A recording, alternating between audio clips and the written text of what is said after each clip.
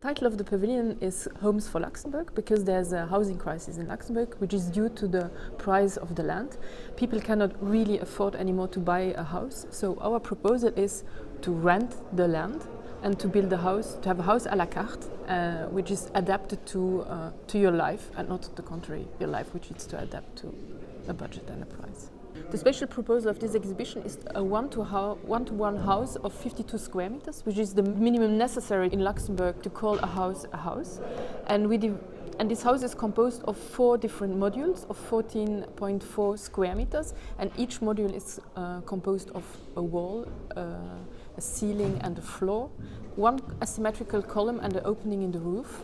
And that module you can furnish in different ways and assemble in different ways. Yes, the idea is that you can combine the modules and assemble them. You can have a student house, you can have a villa, you can have a communal villa. You can really assemble them to your needs, and that's the whole interest, to have this kind of flexibility in the modularities.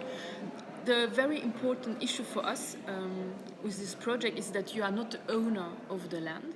So what is interesting is that you should not put fences. The idea is really that there's a kind of like, you need to negotiate. You're living together on this terrain, and and the configuration of the houses will react on how many houses are on the terrain, if it's collective houses or not. So I think there's no pre-configuration, but there's kind of a beauty in the flexibility, and in different situations you can develop each time. The steel column is an important aesthetical element in the module because it's positioned asymmetrically in the small module, but it can be displaced and can be rearranged according to the organization you need.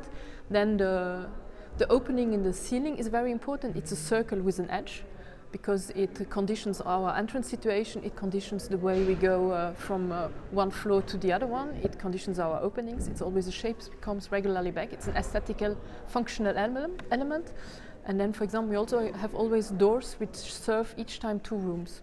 These are a few of the important details of the project. And then, there are other elements which are less details of the architecture. For example, the furniture of Koenraad de Dorbeleer, which is also declined from that circle with the edge.